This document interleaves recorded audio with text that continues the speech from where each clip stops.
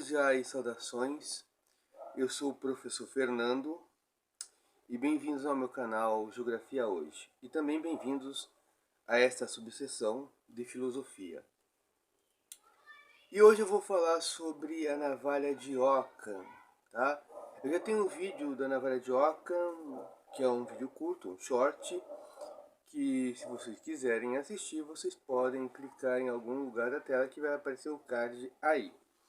Então nessa versão estendida eu vou usar como fenômeno a tragédia das enchentes no Rio Grande do Sul e vou pegar duas explicações para o fenômeno, de uma influenciadora cristã e de um professor, para vocês entenderem bem o que é navalha de Ockham. Antes disso, eu vou explicar, não eu, quem vai vos explicar é o Ferrater Mora, que foi um dicionarista de filosofia. Um dos maiores, um dos melhores dicionaristas de filosofia do mundo. E para isso eu trouxe um dos tomos, um dos volumes do seu dicionário de filosofia, que é o tomo 2. Então, assim, quem quer aprender filosofia, quem quer se assenhorar dos conceitos filosóficos, quem quer estudar a fundo, precisa adquirir o Ferrater Mora, o Abaniano, o André Lalande, entre outros dicionaristas de filosofia. Então eu peguei o Ferrater Mora, que vai nos explicar a navalha de Ockham. Está aqui a definição em latim. Entia non sunt multiplicanda praeter necessitatem. É um princípio ou regra que pode ser traduzida do seguinte modo: não devem ser multiplicados, aumentados os entes mais do que necessário. O princípio ou regra em questão pode ter dois significados. Por um lado, pode significar que não se devem introduzir mais realidades ou entidades que o necessário para dar conta de um fenômeno, processo ou até mesmo da própria estrutura do universo. Por outro lado, pode significar que não se devem utilizar mais conceitos, regras, princípios, pressupostos, etc., que os estritamente necessários para produzir uma demonstração ou proporcionar uma explicação. Os dois significados estão, além disso, estreitamente relacionados entre si, pois embora as demonstrações e explicações sejam levadas a cabo mediante conceitos, tende-se a considerar que tais conceitos sempre denotam realidades. Por exemplo, atribuir uma substância calorífica à causa do calor é introduzir um conceito de substância calorífica desnecessário.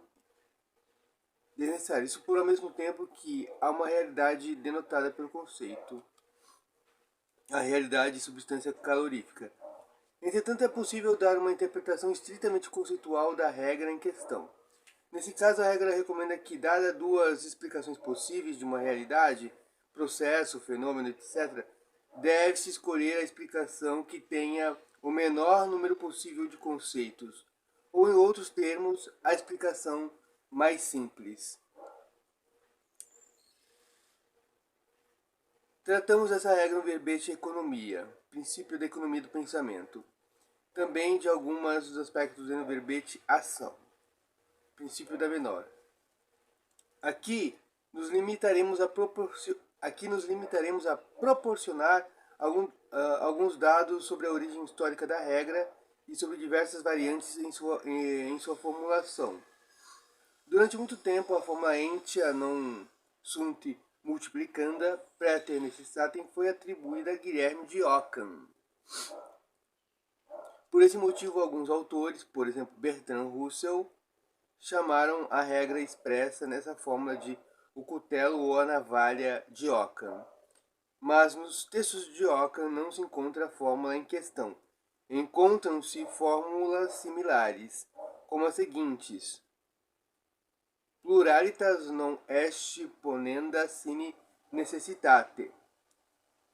Não se deve introduzir desnecessariamente uma pluralidade.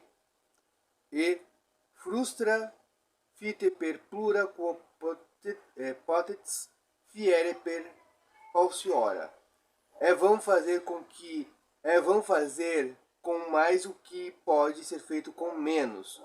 Essas fórmulas estão relacionadas em Ockham com sua tese de que nada deve ser afirmado sem uma razão suficiente, exceto quando se trata de algo conhecido por si mesmo, por experiência ou por revelação.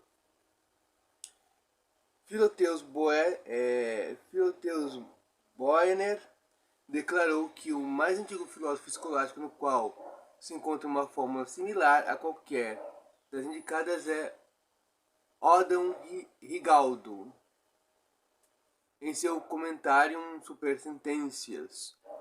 Odon Rigaldo propôs a seguinte fórmula: frustra fite per plura quo potesti fiere per unum. Vão fazer com vários o que pode ser feito com um. Muito semelhante na forma idêntica em conteúdo à segunda das fórmulas de Ockham antes mencionadas. Bom, basicamente li todo o verbete da navalha de Ockham. Então, como vocês viram, né, entia não sunt multiplicanda praeter necessitatem, não devem ser multiplicados os entes mais do que o necessário. Não é encontrado isso em Ockham, mas isso foi atribuído em Ockham, mas porque Ockham também disse algo parecido, né? Não se pode como é? Deixa eu ver aqui para não perder. Vão fazer mais o que pode ser feito com menos. Quer dizer, então o conceito é o seguinte: eu tenho um fenômeno. Então, quanto mais eu explico, quanto mais suposições, pressuposições, conceitos eu coloco para explicar esse fenômeno, eu estou multiplicando, aumentando os conceitos, as ideias, os pressupostos. Isso, segundo Ockham, é desnecessário, porque se eu posso fazer menos, para que eu vou fazer o mais? Se eu posso explicar menos, para que eu vou explicar mais? Porque é vazio você querer explicar mais. É desnecessário você multiplicar coisas que não tem, que não são necessárias, né? Eu até me enrolei aqui. Então, é desnecessário você multiplicar as entidades, os conceitos. É desnecessário, quer dizer, não tem necessidade. Se você pode explicar com menos, para que vai explicar com mais? Para que esse mais se torna supérfluo. Então a navalha de Ockham diz o seguinte: você tem um fenômeno, você tem duas explicações dessa realidade. Ora, a explicação mais simples provavelmente é a certa. É isso que diz a navalha de Ockham. Bom, agora eu vou colocar aqui o vídeo da pastora e vou dar uma explicada depois.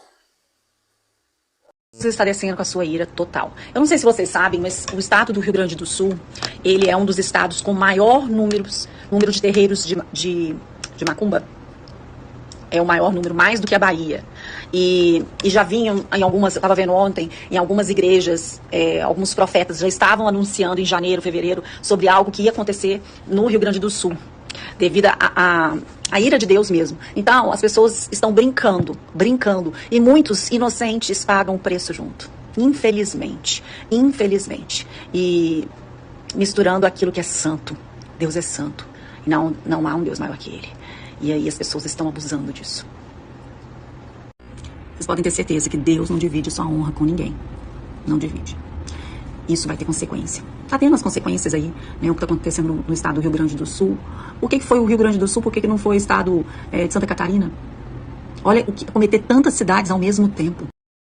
Vocês assistiram a explicação da influenciadora cristã sobre os desastres ambientais no Rio Grande do Sul. Que ela diz que isso é um castigo de Deus, porque Deus ficou irado, porque Deus não gostou, porque lá no Rio Grande do Sul está cheio de terreiros das religiões de matriz africana, então Deus desgostou, ficou irado e acabou castigando inclusive os inocentes. Então, essa explicação do fenômeno, ela acabou criando entidades desnecessárias, acabou produzindo conceitos e explicações desnecessárias. O que ela poderia fazer com menos, ela fez com mais, e esse mais é desnecessário. Porque se ela coloca Deus, ela tem que explicar porque Deus não castigou a Bahia, porque a Bahia basicamente tem um sincretismo religioso, e lá as religiões de matriz africana na Bahia são muito fortes. As religiões de matriz africana são muito fortes na Bahia. Então por que Deus castigou o Rio Grande do Sul e não castigou a Bahia?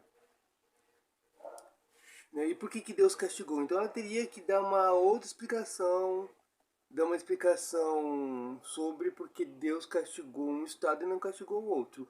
Porque se Deus não gosta das religiões de matriz africana e castiga, então ele deveria ter castigado a Bahia. Então por que ele não castigou a Bahia? Qual o motivo? E por que Deus castigou o inocente se ele é bom e justo?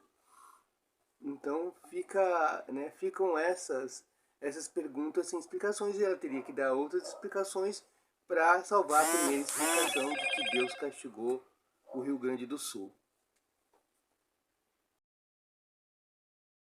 Esta cidade não tem planejamento das suas áreas de risco, não tem planejamento das suas áreas de inundação, não tem planejamento de absolutamente nada do ponto de vista ambiental que leve em consideração as mudanças e os eventos climáticos que estão por aí. E nós vamos ter um inverno com chuva. O comportamento das chuvas mudou. Eu tenho feito um levantamento e já percebi que, por exemplo, em 2013 para frente, nós temos acumulados de precipitação no mês de mais de 300 milímetros. Até 2013, nossa cidade não tinha isso. Até 2013. A minha pergunta é, o que nós, por exemplo, na Defesa Civil, temos programado para prever essas possibilidades? Será que a nossa estratégia é só apagar o incêndio quando ele ocorre? O que a gente está fazendo para atender essas situações? E olha, que por enquanto a gente vê muito acontecer no Pontal. Mas em algum momento nós vamos começar a ver em outras situações que até então a água não chegava com tanta frequência. E nós vamos ver chegar. E as precipitações acumuladas de cargas d'água, elas vão se reproduzir com muita força. E em algum momento nós vamos lembrar disso que a gente está falando aqui. Esse assunto tem que ser debatido com frequência, porque o que não falta nessa cidade é problema ambiental para ser tratado. E o último vídeo que vocês assistiram é do professor falando que poderia acontecer uma tragédia. Isso ele disse em 2022. E que ele falou que o Rio Grande do Sul não tinha planejamento de suas áreas, gestão de risco nenhum. E ele disse que já está havendo um aumento de precipitação, alertou sobre as mudanças climáticas, e ele tinha pedido aos políticos para que eles tomassem cuidado e pudessem fazer as gestões de riscos, planejamentos para evitar os desastres. Então a explicação do professor, ele fez menos ao invés de mais. Porque o mais coloca mais conceitos, mais suposições, mais pressuposições, seria inútil. Seria de uma inutilidade. Então, o professor ele usou a navalha de Ockham, ele colocou o estritamente necessário. De modo que, se alguém o questionar, ele pode mostrar com dados que realmente está havendo uma mudança climática e ponto. Não tem o que se discutir. Já no caso da pastora ou da influencer cristã, ela teria que explicar, né, por que Deus condenou o Rio Grande do Sul e não condenou a Bahia. Por que Deus castigou também inocentes se os inocentes não têm nada a ver? Ou como é que ela sabe que realmente foi Deus, né? Que provas que ela apresenta isso? Então, ou seja, ela teria que criar mais explicações desnecessárias para defender que Deus castigou o Rio Grande do Sul. Então é isso que é a navalha de Ockham. Eu espero que vocês tenham gostado. Caso vocês tenham gostado, deixem o like no vídeo. Deixem um like no vídeo, isso é muito importante. Se é a primeira vez que apareceu aqui no canal, gostou, se inscreve no canal. Aperte o sino de notificações para mais vídeos como esse, para ser avisado, para ser avisada. Comenta, eu quero saber o que você achou da navalha de Ockham. E compartilhe este vídeo com seus amigos e até o próximo vídeo.